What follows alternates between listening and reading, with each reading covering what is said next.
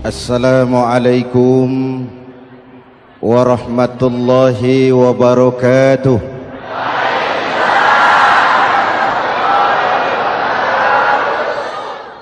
Alhamdulillah wassalatu wassalamu ala Rasulillah Sayyidina Muhammad ibn Abdullah wa ala alihi wa sahbihi wa mawala, amma ba'du. Saudara-saudara kaum muslimin di seluruh tanah air, hari-hari pada minggu akhir Ramadan kita bersama-sama menyaksikan sebuah fenomena tentang pindahnya kegiatan umat dari masjid ke pasar, dari masjid ke terminal, dari masjid ke stasiun, dari masjid ke bandara. Apa boleh buat, itulah wajah kita. Bahwa lebaran artinya mudik, bahwa lebaran artinya baju baru dan makanan. Lebaran berbeda dengan Idul Fitri. Lebaran adalah tradisi yang setiap kita boleh ikutan. Siapa saja boleh ikut lebaran, tapi tidak tiap orang bisa merayakan Idul Fitri. Mau puasa atau tidak puasa boleh lebaran, tidak dilarang sama petugas keamanan. Mau ibadah Ramadan atau tidak melaksanakan ibadah Ramadan boleh ikut lebaran, tapi tidak berarti merayakan Idul Fitri, karena selalu ada kos dari apa saja yang kita lakukan. Saya mau cerita, mau dengar nggak? Ada dokter gigi, dokter baru. Satu sore praktek, pasiennya 4 orang nunggu duduk jejeran. Dipanggil pasien pertama, diperiksa, berlubang giginya, dicabut tanpa dibius. Namanya dokter baru. Pasien ini teriak, aduh sakit dok, tidak kuat, sakit. Teriakannya keras sekali. Pasien yang 3 orang yang nunggu gemeter, lari semua. Sudah saya dicabut, diobati, selesai. Tanya, sudah selesai dok? Sudah mas. Berapa biayanya? 200.000. Loh, biasanya kan 50.000, kok 200.000? Biasanya sih memang 50.000, tapi siapa suruh kau teriak? Yang 3 lari.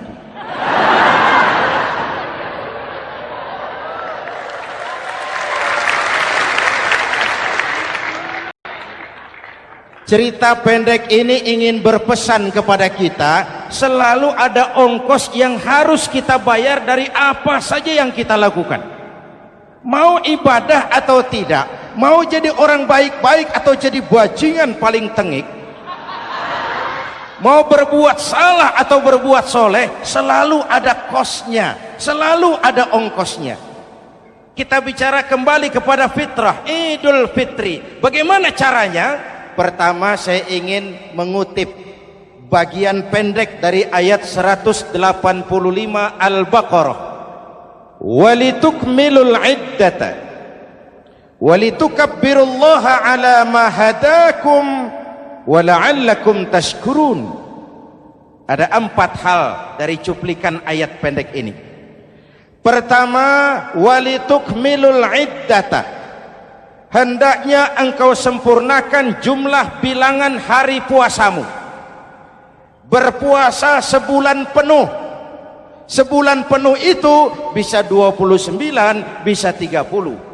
Pak, kalau beda pendapat bagaimana? Ada yang lebaran tanggal 5, ada yang lebaran tanggal 6. Hadirin, bagi yang punya kemampuan berijtihad, silahkan melakukan ru'yatul hilal. Bagi yang tidak, lebih aman ikut pesan Nabi. Apa pesan Nabi? Fa iza ikhtalaftum fa alaikum bisawadil a'zam ma'al haqqi wa ahlihi. Kalau kamu berbeda pendapat, ikut golongan terbanyak yang benar dan ahlinya. Jadi walaupun banyak, kalau tidak benar dan bukan ahlinya, tidak usah ikutin. Banyak benar dan ahlinya. Contoh, 100 insinyur berbeda pendapat dengan 10 kiai tentang doa kunut. Yang diikuti pasti 10 kiai, bukan 100 insinyur. Betul?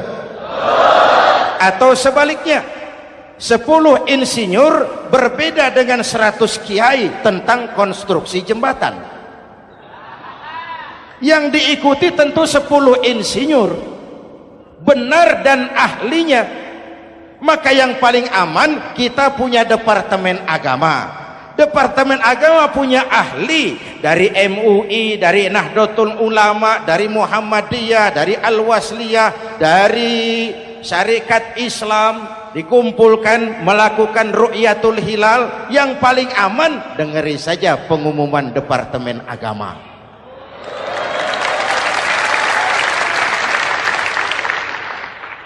Tapi tetap menghormati mereka yang meyakini 1 Syawal jatuh pada tanggal 5. Beda boleh, marah jangan.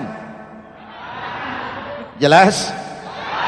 Saudara boleh suka tempe, tapi jangan menghina orang yang tidak suka tempe.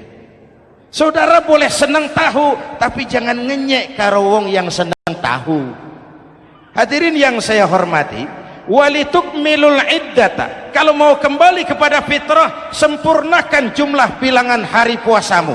Makna sempurnakan di sini 2, sempurnakan 1 bulan penuh dan sempurnakan semangat puasamu. Walaupun Ramadan berakhir, puasa jangan selesai. Kenapa? Tangan kita masih tetap terus puasa dari mengambil yang bukan milik kita.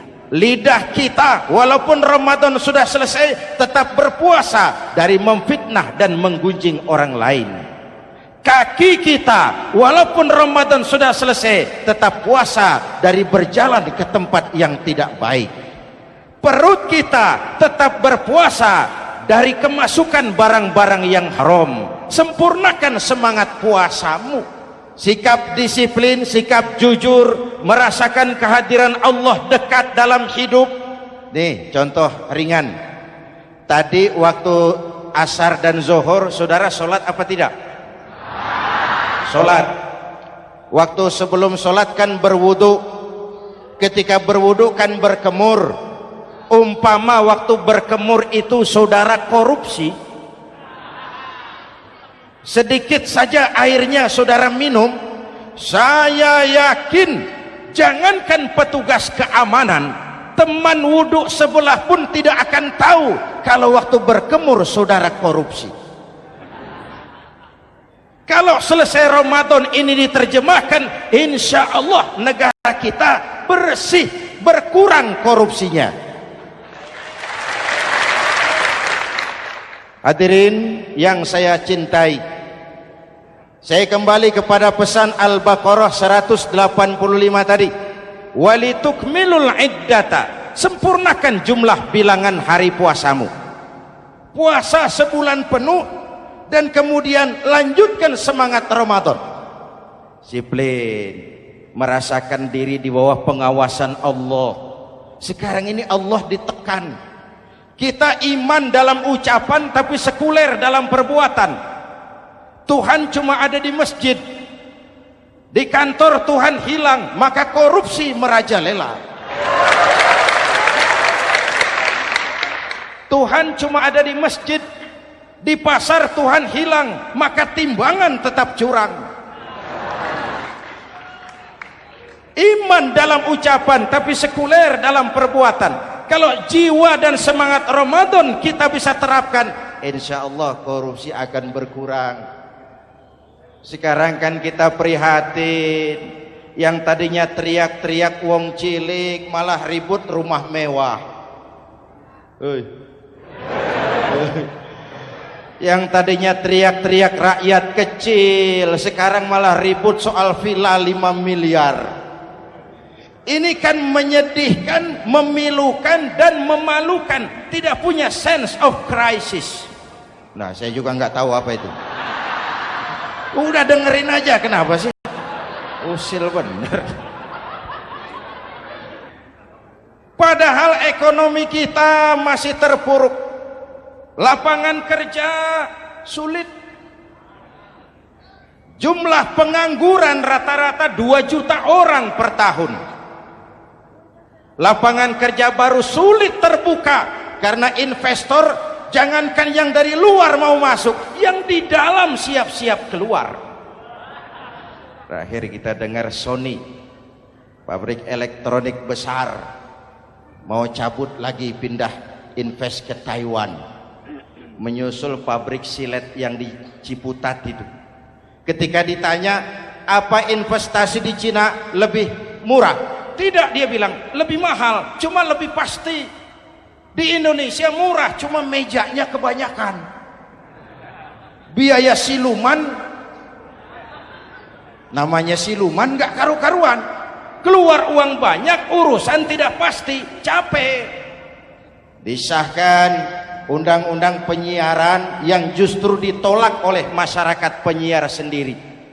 Industri penyiaran bakal kolaps karena sekarang ini boro-boro mereka industri televisi mau break even point, mau pulang modal, dengan ke depan bisa bangkrut.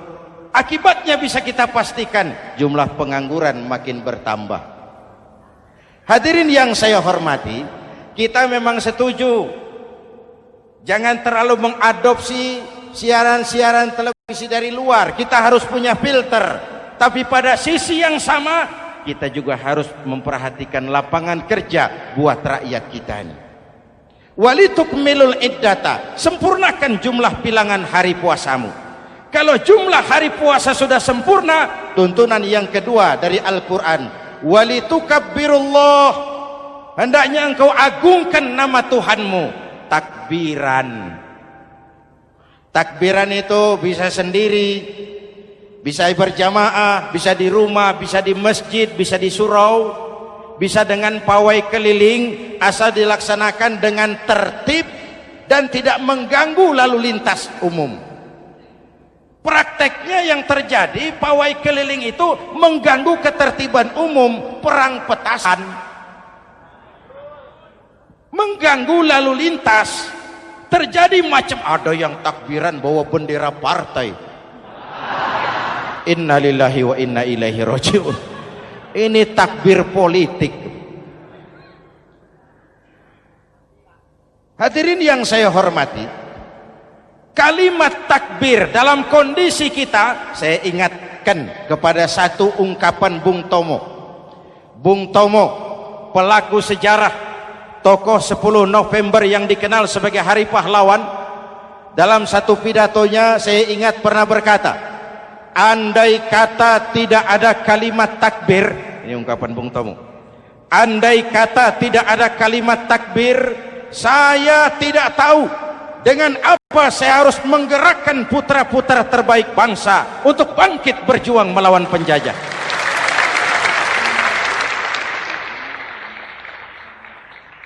Ketika Allahu Akbar itu londo, kelihatannya kecil, meriam nggak meleduk. Dahulu orang-orang tua kita cuma ada 2 kata, merdeka atau mati. Tidak berpikir nanti kalau menang dan merdeka saya jadi wali kota di mana.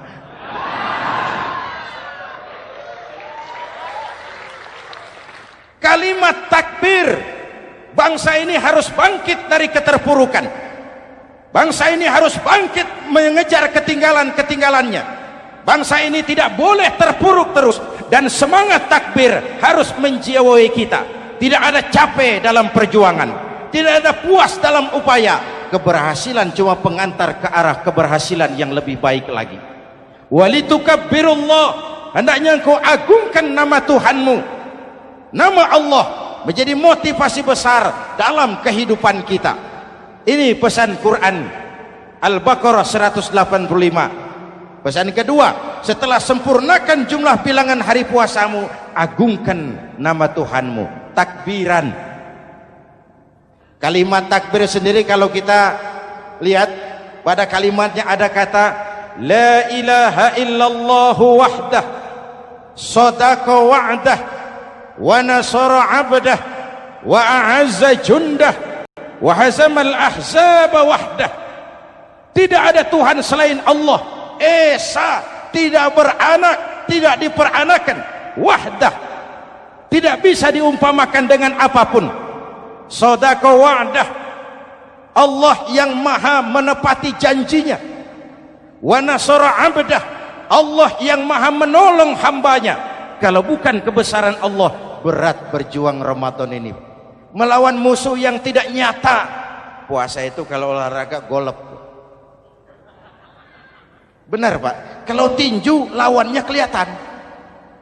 Betul. Sepak bola musuh kelihatan, bulu tangkis kelihatan, golf siapa musuhnya? Itulah puasa, menghadapi musuh yang tidak kelihatan. Itu lebih berat daripada perjuangan mengangkat senjata, lebih berat daripada berjuang mengorbankan harta. Tapi kalau di bulan Ramadan saja Rasulullah menang dalam perang Badar, itu harus jadi sumber motivasi. Dengan kalimat takbir, dengan keagungan Allah, bangsa Indonesia harus bangkit dari keterpurukan. Ibu bapak hadirin yang saya hormati, jadi bukan akhir Ramadan lalu sibuk beli baju. Boleh, tapi bukan itu yang utama. Laisal id bilibasin jadid walakinnal id bita'atin yazid. Idul Fitri bukan pakaian baru. Idul Fitri adalah ketaatan yang meningkat, yang telah ditempa, digojlok, digembleng oleh Ramadan. Jadi kalau Ramadan rajin baca Quran, lalu selesai Ramadan sayonara Quran, latihan tidak berhasil. Ramadan rajin ke masjid, selesai Ramadan selesailah ke masjid. Awal Ramadan full house sampai ke halaman, akhir Ramadan cuma imam berdua tikar. Masjid kembali senyap, padahal masjid adalah pusat kegiatan umat. Saudara lihat dari sejarah, ketika hijrah ke Madinah, Rasul singgah di Kuba. Apa yang beliau lakukan? Membangun masjid. Ketika sampai di Madinah, kesibukan pertama beliau apa? Mencari rumah dinas? Bukan. Kesibukan pertama beliau mencari lokasi di mana membangun masjid. Isra dan Mi'raj, perjalanan besar dimulai dari masjid ke masjid. Ini indikasi masjid memang merupakan pusat kegiatan umat. Umat Islam dengan masjid seperti ikan dengan air, tidak boleh pisah. Ada ikan yang tidak betah di air? Ada. Ikan mau modar. Kalau umat sudah mulai menjauhi masjid, jiwanya yang akan mati. Kalau jiwanya mati, jasadnya masih hidup, itu namanya bangkai berjalan. Walitukabbirullah, engkau agungkan nama Tuhanmu, takbiran. Setelah berjuang penuh, membina takwa, mengharap ridho, mengendalikan nafsu. Ingat loh, puasa itu bukan menghilangkan nafsu, mengendalikan, menempatkan pada tempatnya. Manusia tanpa nafsu bukan manusia, tapi manusia yang disetir nafsu turun jadi binatang, bahkan lebih rendah daripada binatang. Puasa ini menempatkan nafsu di tempatnya. Hai laki-laki, kamu nafsu sama perempuan? Betul Pak. Perempuan suka laki-laki? Betul Pak. Boleh lewat sini, lewat pintu yang disebut nikah. Ini nafsu disalurkan lewat pintu yang disebut nikah. Jangan seperti ayam kawin tiap malam, nikah tidak mau.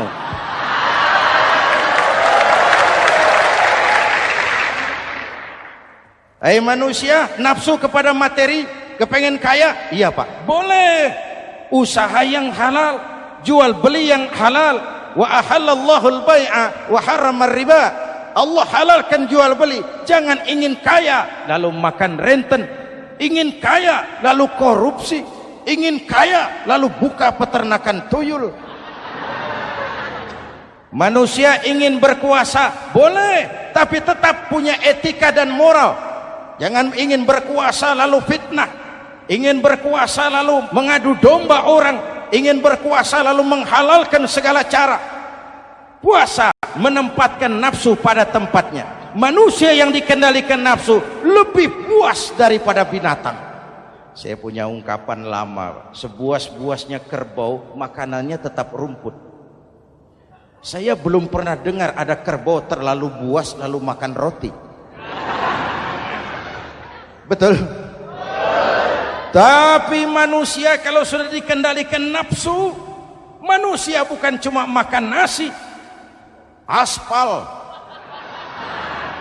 semen, kertas, minumnya solar, jauh lebih buas daripada binatang. Inilah puasa, arep nguwongke wong, agar manusia itu jadi dirinya, fitrahnya, jangan dikendalikan oleh nafsu. Kita ini sudah diciptakan fi ahsani taqwim. Masya Allah. Hadirin, yang ketiga pesan Al-Baqarah 185 tadi, setelah sempurna jumlah bilangan hari puasa, lalu mengumandangkan takbir, membayar zakat fitrah. Kenapa itu kita lakukan? Mengagungkan nama Allah, ala ma hadakum, agungkan nama Allah yang telah memberikan hidayahnya kepadamu.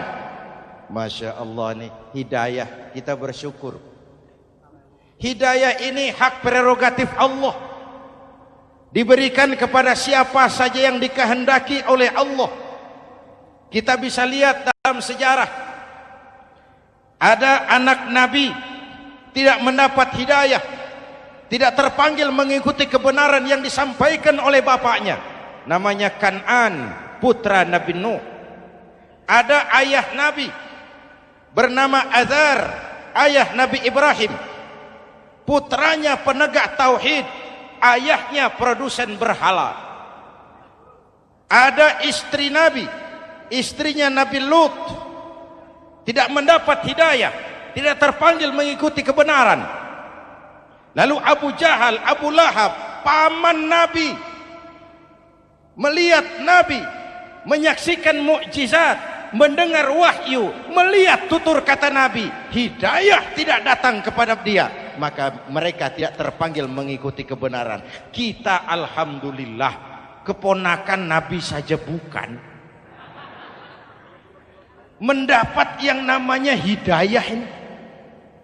Ini harus kita pelihara, kita jaga baik-baik, karena ini merupakan hak prerogatif Allah.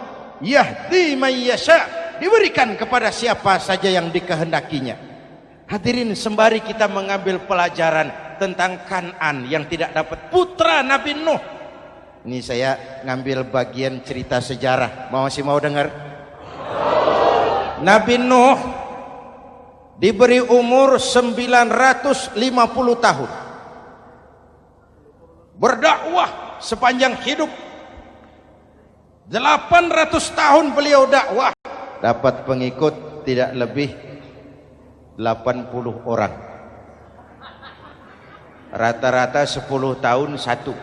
Yang dihadapi ini umat yang kurang ajar, bandel, bajingan, tengik. Kalau diceramahi, telinganya ditutup dengan tangannya. Ini saking kurang ajarnya ini umat. Diberikan dakwah, telinganya ditutup dengan tangan. Nabi Nuh ketika di puncak kesabarannya munajat, ya Rabb, bagaimana Nuh? Siang malam saya berdakwah kepada umat ini, saya sampaikan risalahmu, saya canangkan seruanmu, saya sampaikan ajaranmu. Inni da'autu qaumi lailan wa nahara, siang malam saya berdakwah kepada umat. Wa inni kullama da'autuhum ja'alu asabi'ahum fi adhanihim, tiap kali saya sampaikan dakwah kepada mereka, mereka tutup telinganya dengan tangannya. Saya tidak sanggup menghadapi umat seperti ini, ya Allah. Habis mau kamu bagaimana Nuh? Sikat saja sudah semua ini. Bikin mati saja. Nanti kalau punya anak, anaknya kafir lagi. Lebih baik bapak moyangnya, mbah-mbahnya sikat semua. Rabbi la tazar 'alal ardi minal kafirina dayyara. Jangan disisakan orang kafir. Habisin semua. Itu mau kamu? Iya. Buat kapal Nuh, nanti aku turunkan banjir. Dengan apa saya membuat kapal ya Rabb? Pakai kayu Nuh. Kayunya dari mana ya Rob? Dari pohon tentu. Pohonnya belum ada ya Rob. Tanam dulu Nuh. Membuat kapal kayunya nanam pohon dulu. Apa artinya? Perjuangan bukan simsalabim abragedabra. Perjuangan bukan makan lombok. Ini hari dimakan, ini hari pedas. Perjuangan itu proses. Ada keringat, ada air mata, ada darah, tempo-tempo nyawa. Itulah perjuangan. Sudah pohon ditebang, buatkan kapal di tengah kampung. Umat unjuk rasa lagi. Nuh makin gila. Bikin kapal di tengah kampung, mau belayar kemana? Selesai Nuh, selesai ya Rob. Naik. Orang-orang yang beriman bersamamu naik, binatang serba sepasang naik, naik Nuh, naik orang beriman naik, binatang serba sepasang. Gerimis mulai turun. Setelah kapal semua terisi, Nabi Nuh kontrol. Sudah naik semua? Sudah. Nuh, Mas Bejo ada? Ada. Mbok Painem, naik sudah masuk. Oke, Kan'an anak saya ikut tidak naik kapal. Kami tidak lihat Nuh. Turun ke bawah. Ada Kan'an. Kami tidak lihat Nuh. Naik ke atas buritan. Kelihatan Kan'an tidak ikut naik kapal. Kumpul bersama orang kafir di daratan. Inilah potret kehidupan. Kumpul dengan orang-orang kafir. Berapa banyak anak-anak kita tidak mau ikut orang tuanya ke masjid. Kumpul dengan orang-orang kafir di tempat maksiat. Nuh karena sayang kepada anak. Dari atas kapal memanggil, ya bunayya rkam ma'ana. Ya, ini bahasa orang manggil Pak. Kan'an, kesini nak, naik kapal sama papi. Ini terjemahan bebas.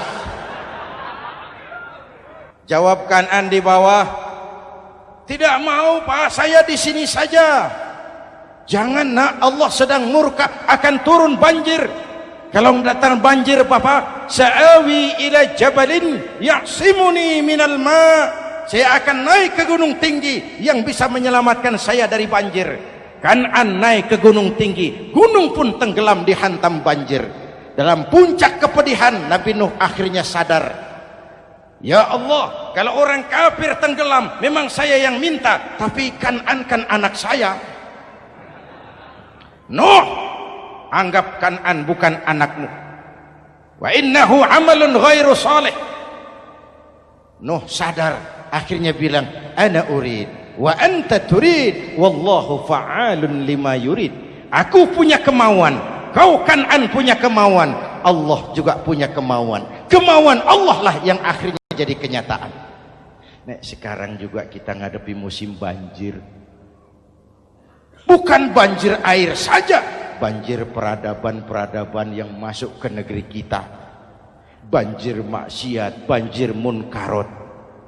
Kalau kita sudah ke masjid, kita sudah naik kapal. Tolong kontrol anak-anak kita. Tolong kontrol tetangga kita. Ayo naik kapal. Banjir.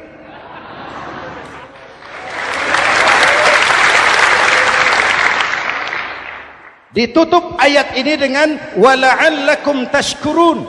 Atas hidayah yang diberikan kepada kita, kita bisa melaksanakan ibadah Ramadan, bisa takbiran, dan diakhiri dengan ungkapan tasyakkur. Tasyakkur dan tafakkur, mensyukuri nikmat. Saya berulang kali mengingatkan, nikmat bisa berubah menjadi azab kalau kita tidak pandai mensyukurinya. Bayangkan Pak, tahun 87-an kita itu jadi negara yang berswasembada pangan. beras kita cukup untuk rakyat kita. Sekarang kita jadi pengimpor beras terbesar. Kita beli beras ke Vietnam, kita beli beras ke Thailand, ke negara-negara yang lebih kecil dari kita. Kenapa? Karena sawah kita tanami gedung dan beton. La in syakartum la azidannakum wa la in kafartum inna adzabi lasyadid. Kalau kamu bersyukur, aku tambah nikmat. Kalau kamu ingkar, tidak pandai bersyukur, awas, azabku pedih. Maka ungkapan saya, orang kaya bisa masuk surga karena hartanya, orang kaya bisa masuk neraka juga karena hartanya. Syukur apa tidak syukur?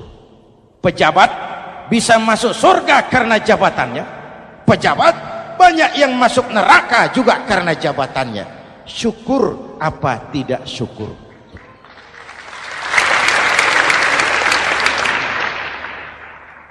Orang alim, kiai bisa masuk surga karena ilmunya.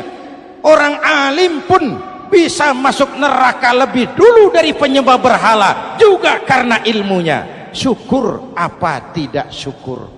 Kasih jabatan sebagai pemimpin lalu menyadari sayyidul qaumi khadimuhum. Pemimpin suatu umat adalah pelayan bagi umat itu. Pelayan harus melayani, bukan minta dilayani. Selama ini kita memandang jabatan itu jalan pintas menuju kaya. Jabatan itu artinya kekuasaan dan fasilitas. Maka yang lahir rampok-rampok baru.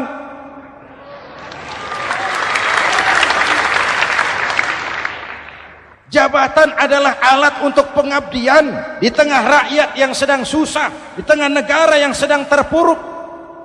Kita memerlukan pemimpin-pemimpin yang sadar sayyidul qaumi khadimuhum. Pemimpin suatu kaum adalah pelayan bagi kaum itu sendiri.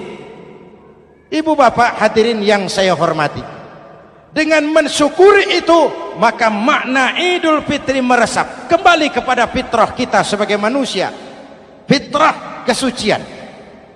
Secara sederhana orang gambarkan kembali kepada fitrah seperti bayi baru dilahirkan oleh ibunya, bersih, suci, tanpa dosa, lantaran sudah dibersihkan oleh ibadah Ramadan. Tapi para ulama khalaf ada yang mengartikan fitrah itu kecenderungan kepada kebajikan, kecenderungan kepada kebaikan. Itu juga fitrah.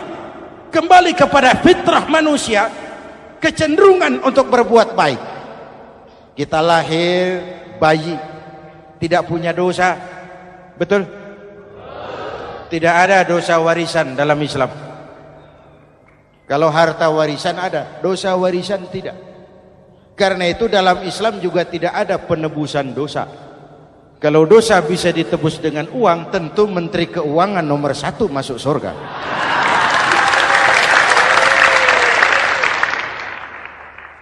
Dosa dalam Islam ditebus dengan taubat, langsung kepada Allah, sonder calo. Hadirin yang saya hormati, kembali kepada fitrah seperti bayi baru dilahirkan oleh ibunya, bersih, tidak punya dosa kepada Allah lantaran sudah dibersihkan oleh ibadah Ramadan.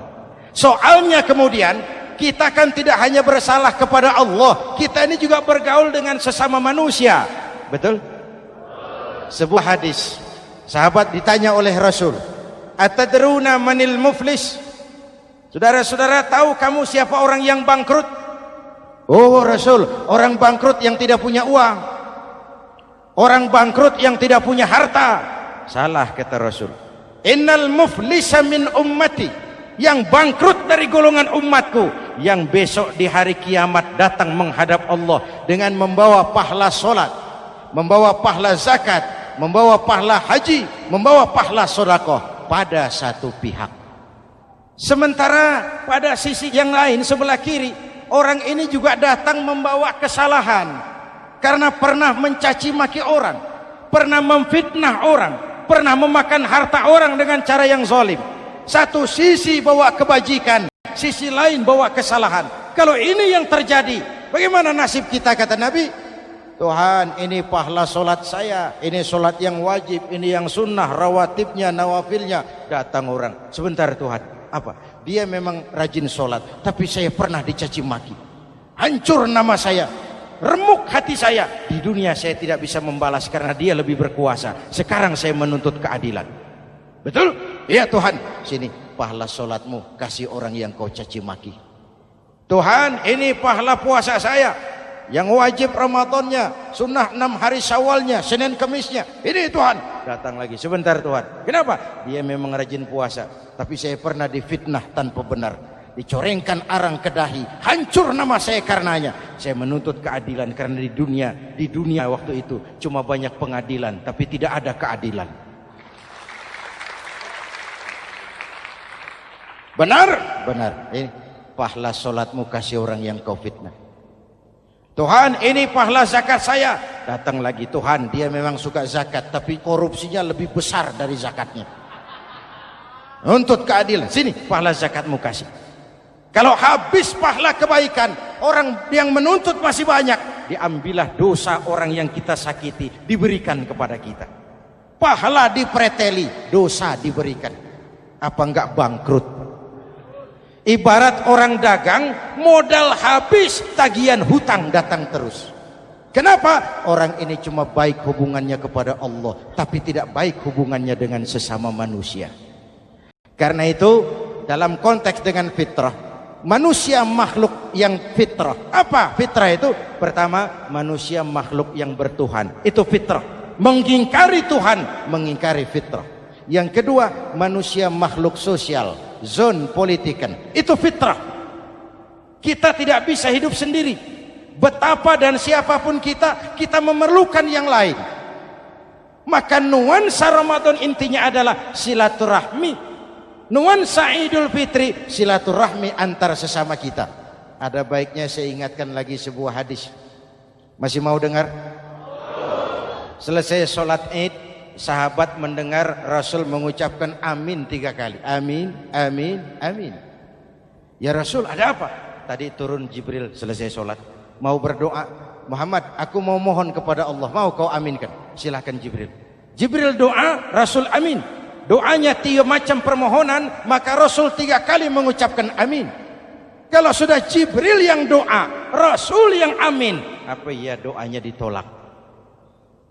Apa isi doanya? Yang pertama, ya Allah, doa malaikat Jibril, hari ini 1 Syawal, waktu itu doanya, saya mohon kepadamu, jangan engkau terima puasa dan ibadahnya anak yang durhaka kepada ibu bapaknya. Rasul mengucapkan amin. Renungan buat kita. Itu sebabnya barangkali sesibuk-sibuk di Jakarta masih mau mudik nemui orang tua. Yang kedua, ya Rabb, saya mohon kepadamu, jangan engkau terima puasa dan ibadahnya istri yang durhaka kepada suaminya. Amin. Kedengaran Bu? Ada ibu-ibu tanya, Pak, kalau suami yang durhaka sama istrinya bagaimana? Hadisnya tidak menjelaskan itu, Bu.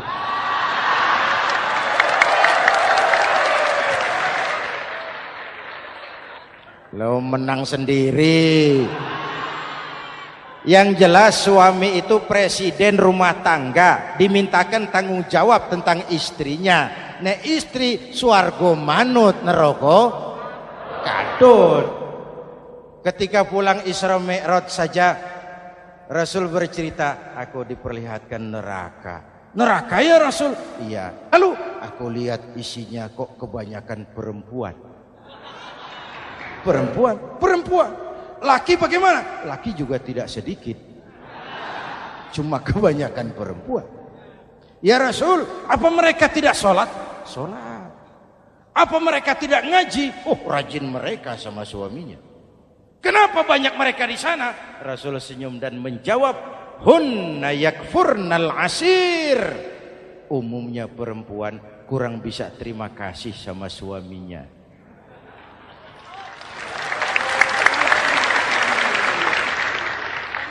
Ini penyakit turunan. Oi, ngaku oi. Lalu yang ketiga, ya Allah, hari ini saya mohon kepadamu, jangan engkau terima puasa dan ibadahnya muslim yang tidak mau memaafkan sesama saudaranya muslim. Memaafkan lebih berat daripada meminta maaf, tapi memberi maaf lebih mulia daripada meminta maaf. Inilah nuansa mengembalikan semangat saling menghargai, saling mencintai, keutuhan, kerukunan, dan kedamaian. Sudah capek kita rakyat dengan konflik. Sudah capek kita dengan mengedepankan perbedaan dan bukan persamaan. Sudah waktunya kita berbeda tapi tetap bergandengan, tetap bersama menyongsong hari esok yang lebih baik. Mintalah ridho ibu bapak, suami kepada istri, istri kepada suami, dan memaafkan sesama saudara muslim sehingga kita benar-benar kembali kepada fitrah. Terima kasih dan mohon maaf, semoga ada manfaatnya. Usikum wa nafsi bitaqwallah. Wassalamualaikum warahmatullahi wabarakatuh.